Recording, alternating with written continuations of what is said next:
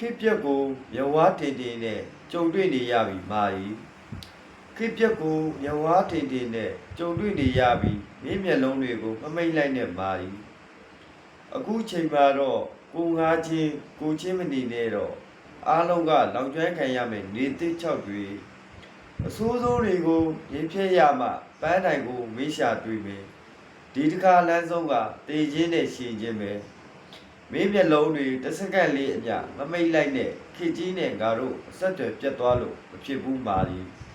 မှန်တာပြောရင်ရွာပြေထုတ်ခံရတဲ့ခေတ်မို့ဒီကြပြာကူလဲရွာပြေမှာငါထွက်ရေးခဲ့တာ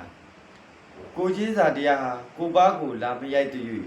နောက်ဆိုနိုင်ငံပြတိုက်မှာအလောင်းလေးတွေစီစီဖြစ်နေတော့မှာဝေဟင်ကကျဲတဲ့ဘုံမြေပေါ်ရောက်လို့ပန်မစ်ဖြစ်တာ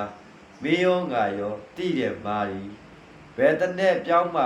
လေချင်းတက်တက်မပါဘူးခစ်ကိုမကြိုက်လို့စစ်ကိုစားတယ်စစ်ကိုတိုက်ရင်ခစ်ကိုမေ့သွားတယ်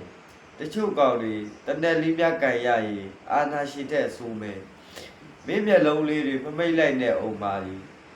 ခင်းတဲ့စစ်ကအခုမှစားမှာမျက်မှောက်ကာလမှာအခြေခံလူတန်းစားဟာလမ်းဘေးခွေးတတ်တာပဲဘယ်ပြဖို့တို့ငါတို့ဟာငရဲကလာတဲ့သူတွေမဟုတ်ပဲပွင့်နေတဲ့ဥကောင်းမှာကြပြလေးတွေရှိတယ်။ရေထွက်နေတဲ့လက်ပြန်ရိုးမှာ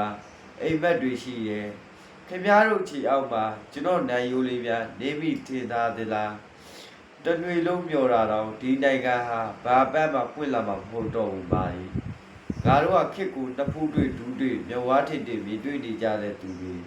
ရီမောနေလို့သာပျော်နေရတော့မထင်နဲ့ဒီလောကနဲ့မကွေးခွာခြင်းလို့သာလိုက်ရောကြီးတွေ့အသက်ဆက်နေရတာတေးစားရှည်စားဖတ်တတ်ပြီးလူတွေကျက်လုံးလို့မရဓာအိတ်ကသူ့ချက်သူမေ့ပြီးရန်သူကိုလုံခြုံအောင်ထိရမြားတရရဲ့ရာဇဝင်မှာအသက်အရွယ်ပြီးငါတို့ယုံကြည်သိပြီမာရီငါတို့ယုံကြည်သိနေပြီစိတ်သွားတိုင်းကိုမပါတာကလွဲလို့ပြောစရာတွေမေ့ပြီးမငတ်ဖို့သာအဓိကထားနေရတာကလွဲလို့တဘွားလုံးအလံပြူပြပါတယ်ငြိမ်းချမ်းပါစေအေးချမ်းပါစေအမေတကယ်လေးလဲအပေါင်းမဆုံးပါစေနဲ့ရွက်လီ